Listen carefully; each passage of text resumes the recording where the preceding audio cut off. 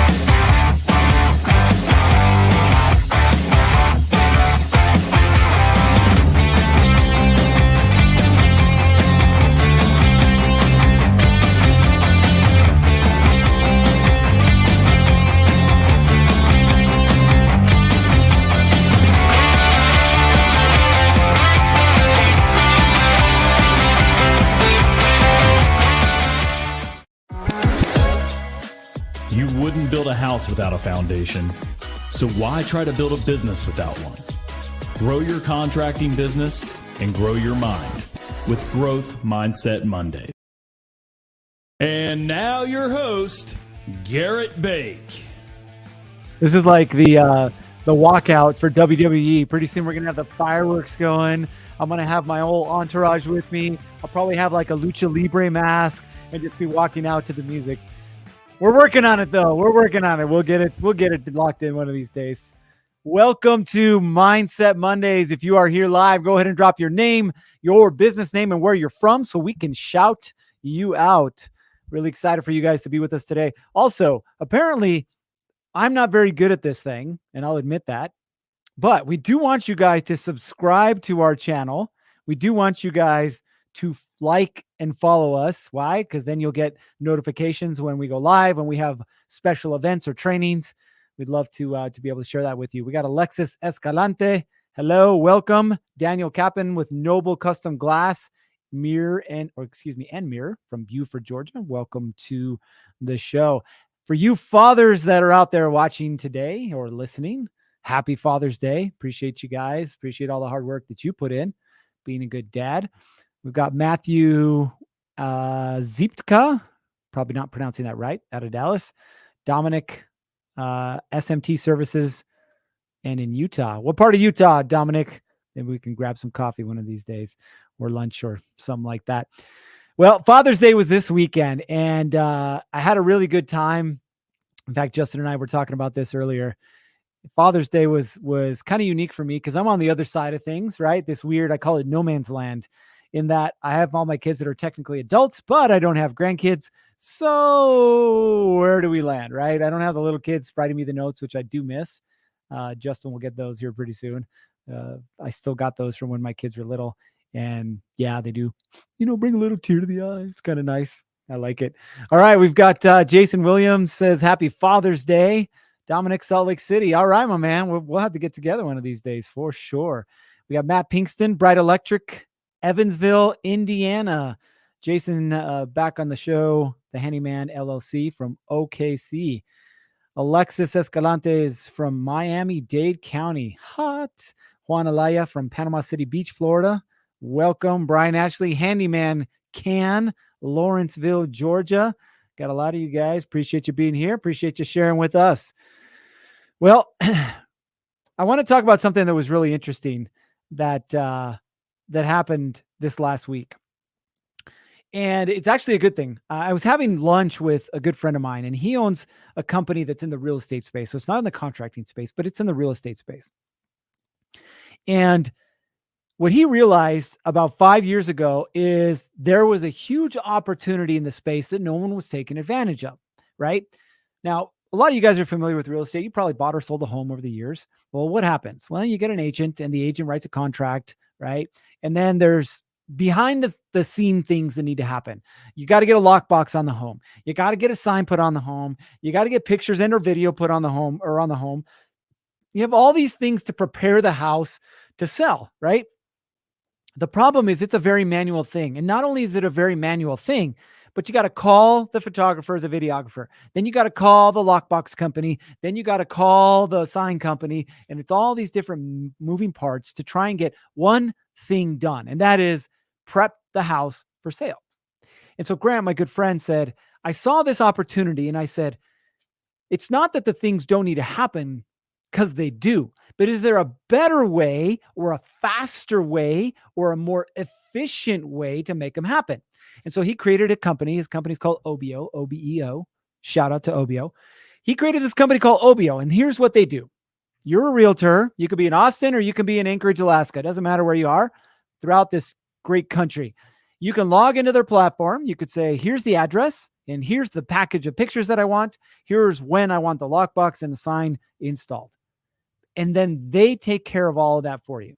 They shoot your videos, they record everything, and then they turn around and they give you the finished product so you could just post it on your listing and off you go. Pretty ingenious, I would say. Now, his company, I won't reveal how much it's worth because he won't let me, but let's just say multiple 8 figures. All around doing what somebody was already doing, but doing it better, right? Doing it faster, doing it more efficiently. And that's kind of the theme for today. Got a couple more shout outs. So before we get started, we got Brandon DeLucia, Handyman Hustler Home Services, Marietta, Georgia. Robin King, I Do Handyman, says, howdy ho, neighbors. Howdy ho. Must be a thing from the South because I don't ever say howdy ho to anybody. In fact, I'd probably get slapped in some of the places that I go if I called them howdy ho. And Dallas Turner, welcome to the show. I want to give you a couple of examples. I'm a big sports guy. I was one of those wannabe athletes, and I will openly admit it, wannabe athletes. I was good in high school, but not good enough. In fact, my scholarship offers came from Division III colleges, not 1, not 2, but 3, which I think is still above community college, but not by much. So I had a couple of Division III scholarship offers in football and in track.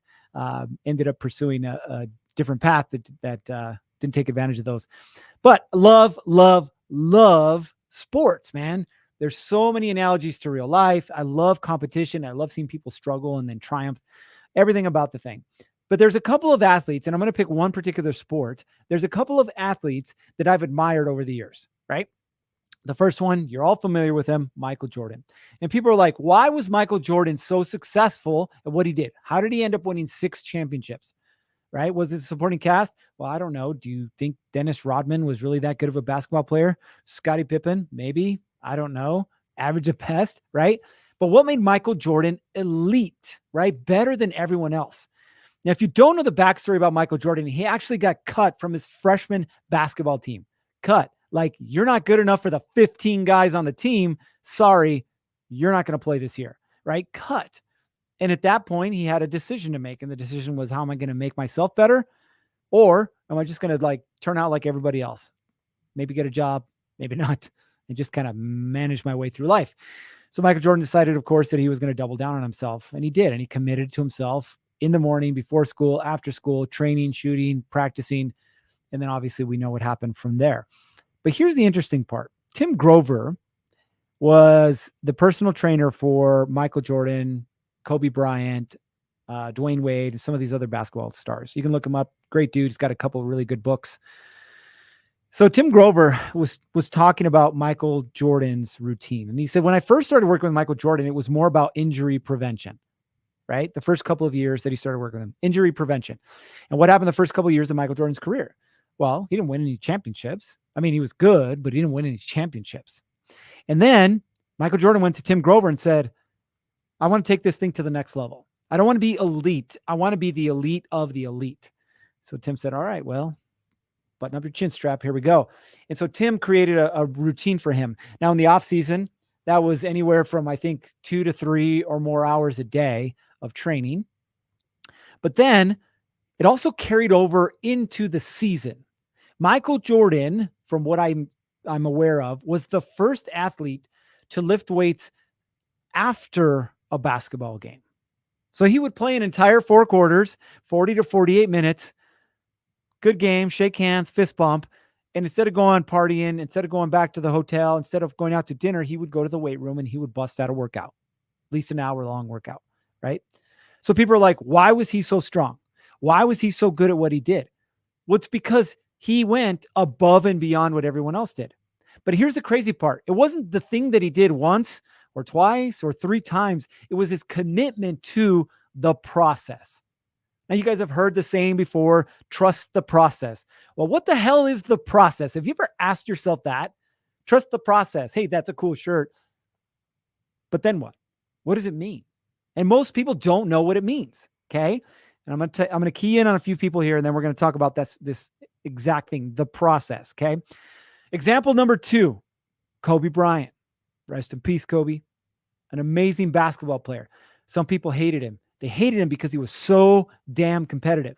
There's a story of the Olympics, right? And I forget what year it was, but Paul Gasol, who played for Spain, was actually his teammate on the Lakers. So they were friends. They were teammates, right? They grinded together. They sweated. They bled, everything, all that stuff together.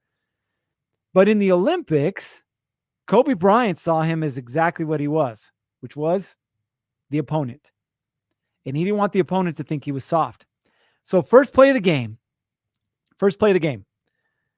ball comes in, gets passed to Paul Gasol. Paul Gasol passes it and then goes to set a screen on Kobe. Kobe takes Paul Gasol out. He doesn't tackle him, but everything short of tackling him drops him to the ground and then just stares at him. That's how competitive Kobe Bryant was. That's how much he wanted to win, right? Now, Kobe's training routine was Michael Jordan's training routine, but probably a little more intense. He would usually train in the offseason 3 to 4 hours at a time. That included weight training, that included basketball drills, that included cardio. Because he didn't want to be the guy in the fourth quarter with his hands on his knees, gasping for air, trying to call a timeout. He wanted to be the guy in the fourth quarter with the ball in his hands and the confidence and the coolness and the calmness to take that winning shot and make it, right? Kobe Bryant. Steph Curry, arguably the greatest shooter of all time. Whether you like the Golden State Warriors or not is irrelevant. Steph Curry is one hell of a shooter. When that guy gets on, he is on, right? Change an entire game.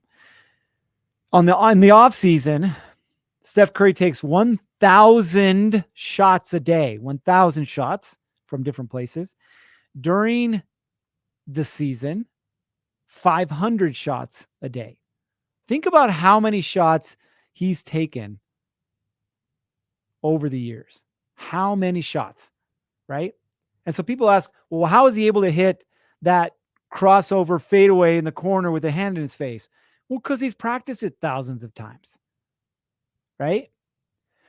3 examples, 1 sport. But I want you to key in on something, okay? Now I'm going to give you 2 more examples, one from a different sport, one from something completely different, business. And I want you to see how this relates to exactly what we're talking about. The first one, Michael Phelps. Now, if you don't know who Michael Phelps is, Google him, please. Arguably the greatest swimmer of all time for the United States, especially. They won Olympics, won 9 gold medals, right? 9 gold medals. But here's the crazy thing about Michael Phelps. They asked him why he was so successful at swimming. Was it the amount of carbs that he ate? Was it his training routine? What was it? And Michael Phelps looked in the camera and said, the reason I'm as successful as I am is because I spent 5 years and I didn't miss a day of training. 5 years. For those of you who are listening, that includes the weekends. 5 years of training to get to the level where he was above the elite in the world. 5 years, right? So you're probably thinking to yourself right now, man, that's crazy. I can't even keep a diet for 4 days. And here he is for 5 years. I've done 75 hard. In fact, I did 75 hard twice in a row. So that would put me at 150 days. That's 150 days. That's nowhere near 5 years, right? So we talk about mindset. We talk about what elite means, okay? But there's another piece to this. And back to what I said when I was talking about Michael Jordan. Michael Jordan committed to something called the process. Steph Curry committed to something called the process. Michael Phelps, Kobe Bryant committed to something called the process, right? And the process is what makes you better. We're going to talk about the process. Here's a business example of the process. How many of you guys like Starbucks? Even if you're pro-American, I guarantee you probably had Starbucks in your life. Whatever the coffee joint, not here to talk about the coffee joint. I'm here to talk about Howard Schultz, who's the one who blew up Starbucks, right? Sent it worldwide. In fact, nowadays, you go into a parking lot, you probably have a freestanding Starbucks in the corner and then one in a store inside the same parking lot, right? That's how big Starbucks is. But what made Starbucks what it is today? Where you can go in and order your caramel macchiato with whipped cream and a cherry on top and drink it with your thumb in the air. You know, I know who I'm talking to out there, right? Or you like your coffee black, whatever it is. But Starbucks, right? What made them elite? Well, here's a perfect example. So Howard Schultz, he's not the CEO anymore, but when he was the CEO of Starbucks, he was doing some store checks, random store checks. He's in the Midwest for some meetings. He decided to stop by his store. He walks into the front door of the Starbucks. Nothing special about the Starbucks, just a regular Starbucks with a drive-through, a few people inside. He walks in. The first thing that he notices when he looks up is that the light bulb at the entrance is out. It's not working, right? Now, what did Howard do in that moment? Here's a question for you, and I'd love to hear your answer in the comments. Did he replace the light bulb? Did he go back to the supply room, grab a light bulb, and replace it, right? Get it done super quick, and he's done it over with. Did he go get the store manager and tell the store manager, hey, your light bulb is out. You might want to fix that.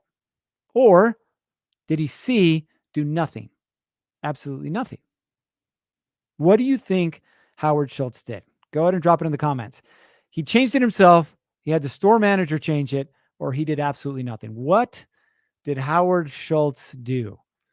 While we're playing the Jeopardy music and waiting for your responses, we'll shout out a couple more folks that showed up on the call. We got Andres de la Garza, Andy and Mike with DLG Construction. Welcome. Bobby Morris, welcome.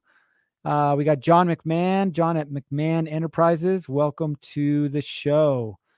All right, we got some answers coming in. Barry says he did it himself. All right, fair enough answer.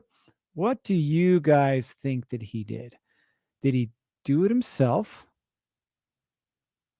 Did he have the store manager do it? Or did he do nothing? John says went to the store manager. All right. For the sake of time, I'm going to tell you what he did. He did not change it himself. He did not have the store manager do it. He did absolutely nothing. Now, it seems counterintuitive, right? But here's what he did. He went back to Starbucks HQ. He brought his management team in and he said, what is our process for changing a light bulb that's not working? And they didn't have one, which is why the light bulb was burnt out and nobody did anything about it. So what did they do? They created a process. Boom. If the light's out, step 1, step 2, step 3, step 4, off you go. Right? That is the process. Okay. So this is what I want you to think about today when we start talking about this. What is the process? Now, when you say it like that, it could be anything, right? I don't want you to think big picture when it comes to the process. For today, I want you to think individual, simple terms. So let's look at marketing. We talk a lot about marketing on the show because marketing is super important and everyone needs to market. You don't market, you don't have sales, you don't have sales, you don't have a business. But when I ask you, what is your marketing process? What are you going to tell me? Are you going to tell me that you smile really big and you give out treats to your current clients and then kindly ask them for referrals? Is it that you post on Facebook and talk about how awesome you are and then you wait for the phone to ring? Is it that you have a dialed-in campaign? You know who your ideal target audience is. You have a pay-per-click campaign on Google that brings in your leads and you immediately follow up with them. What is it? In the grand spectrum of things, what is it that your marketing process looks like? And by the way, if you don't have one, that's okay. Just admit that you don't have one, right? Now, most contractors do not have a process when it comes to marketing. They don't. But I will tell you that every contractor that is doing multiple 7 figures does. On our podcast last week, I interviewed a good friend of mine, Tim Brown. He has an exterior and rain gutter company, RGS Exteriors. Last year, they did about 14 million. This year, they'll do between 16 and 17 million. His marketing process is what we call omni-channel. That means it's across multiple platforms, hitting multiple audiences consistently. So when he told me we had our best month ever in May, we generated over $1.5 million in sales, I don't have to ask him how or why, because I know that he knows, right? So this is the conversation that we're talking about, right? Do you have a marketing process? A process that you can follow repeatedly that will inevitably make you better, make you more money, so on and so forth, right? Everything inside of your contracting business is tied to a process. Now, if you knew me when I was younger, you would be like, who the hell is this guy talking about a process when this guy can't pay attention for more than 5 seconds? It is true. Naturally, I have ADD and I have a hard time staying focused, which is why I had to create processes in my life that allowed me to stay focused on the thing that I need to focus on, right? Now, marketing is a process. Sales is a process. Running your jobs, guess what? A process. Doing your books, also a process. Hiring, a process. Training, a process. Leadership, a process. Everything inside of your business is a process. So if you're not at 7 figures or more today, I guarantee you that if you were to implement very simple processes across all of these areas, your business would change dramatically. See, the problem that we have as humans is we're very emotional. I'm very emotional.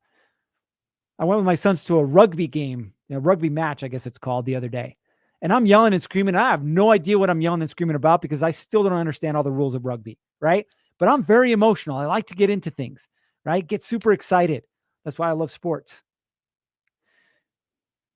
But the problem that I had is that I wasn't tied to a process. I wasn't tied to a process when it came to a morning routine.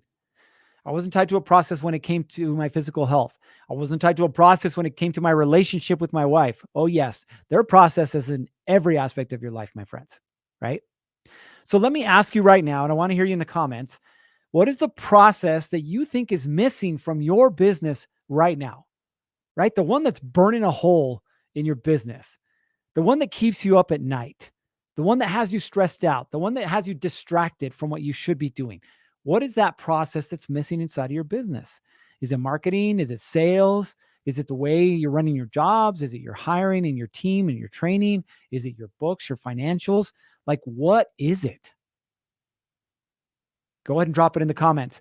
Now, I had to be reminded of this. So thank you, Justin. While you guys are writing your comments, remember, like, subscribe, follow. We want to make sure you guys get notified when we go live with all of our content. The process then, okay? The process is burning the biggest hole in your pocket right now, burning the biggest hole in your business. Think about that. What is that process? Or we should say the lack of process. Now, when I talk to contractors day in and day out, and we work with them, it doesn't matter if you're doing $10,000 a month or if you're doing $1 million a month. All of your problems are going to center around one of these areas. Just like Howard Schultz, when we started talking about Starbucks and the light bulb. Just like Michael Phelps in the pool. He wasn't elite because he wasn't committed to the process, right? The process of becoming elite. Now for him, process included training, nutrition, recovery, right? Same thing for Michael Jordan, Kobe Bryant, Steph. They're all the same. It's the process that made him elite, right? Sure, they bring some skills to the table. It's the process that makes him elite. So John says, don't have a process. Do what I was advised to do. Mailing cards, Facebook posts, sign on a truck, all very poor results to where I may have to shut down the business. John, man, that is rough, right? And I can feel your pain inside of that message. I personally don't believe you need to shut down that business. right? I believe what you got to do is go down back to the basics. Who do I want to work with? Where are they at? How do I build relationships with them? Period. Right? You can hustle your way to 100,000. You can hustle your way to 1,000,000, right? Nothing complicated when it comes to the process. Just super simple. So if your marketing isn't working, you have to ask yourself, why isn't it working? Right? And since John responded, we're going to dive into this just for a little bit. So John, the first thing you got to ask yourself is, who do you want to work with, man? Who do you want to work with? Now, if you don't know who you want to work with, that might be the case. Look back and say, who have I done work with that I've enjoyed doing the work for? Look back, right? Because you're going to have clients that you never want to see them again. Like you're like, pay me. In fact, I don't even care if you pay me at this point. I just want to be done with this thing. But look at the ones that you enjoyed working with, right? And start to figure out the answers to a few questions. Number one, what kind of work was it? Right? What kind of activity were you doing for these people? Number two, where do they live? Like what areas of town do they live in?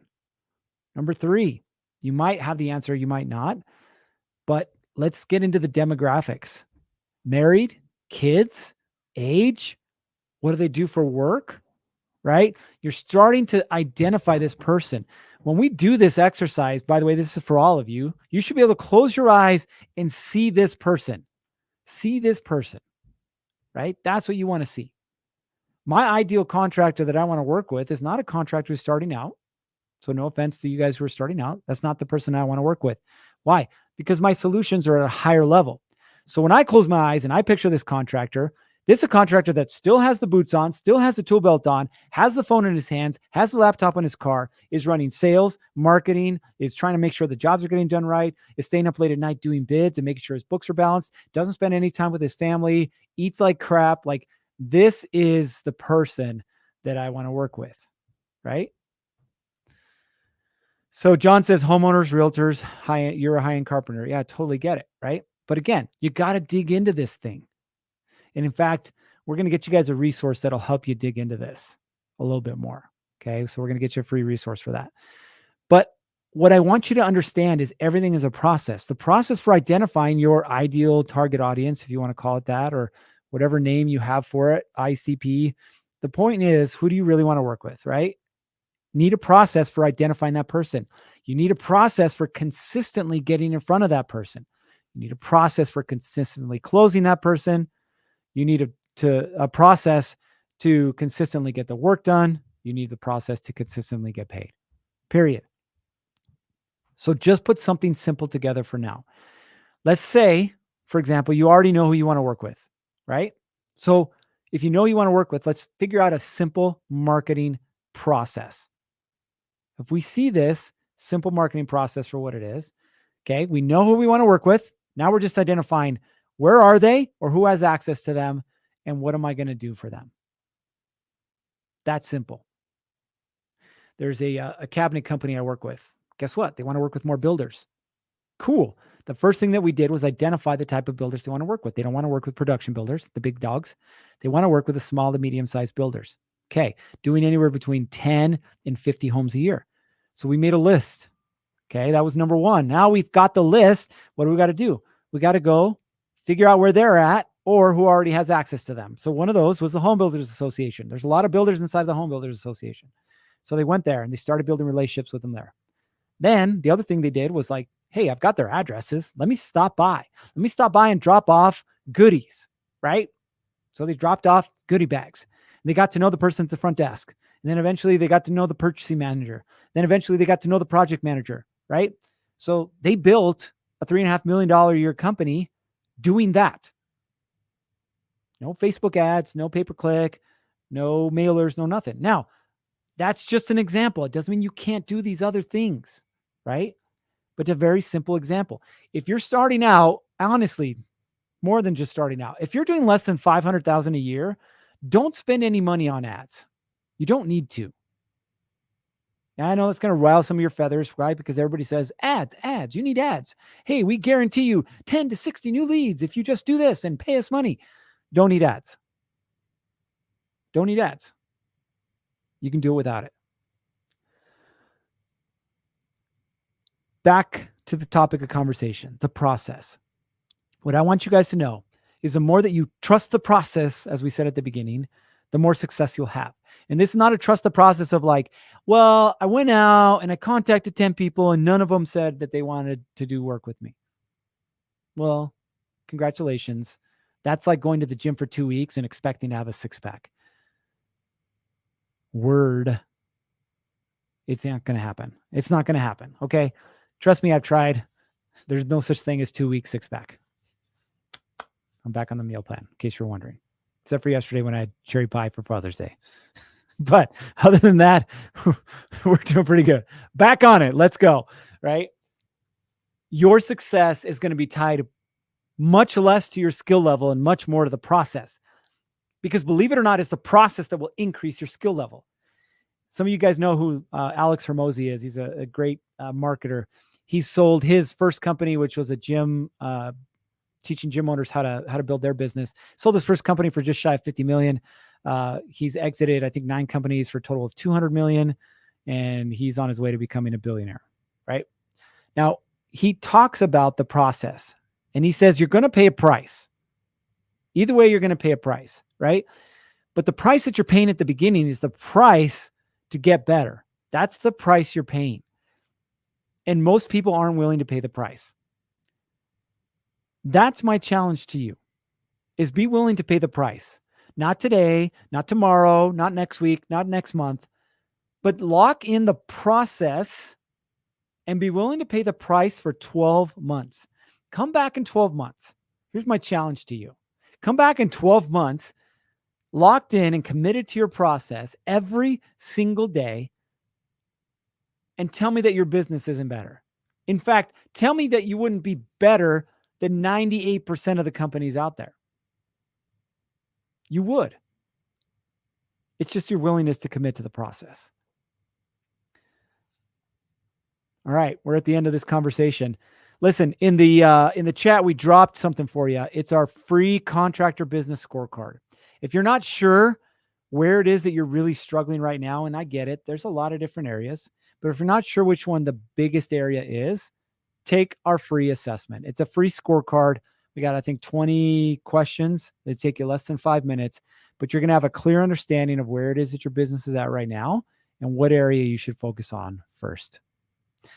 All right. That's all we got for you guys. Remember, like, subscribe, follow us, share this with your friends. We want to build this group so we can build you up.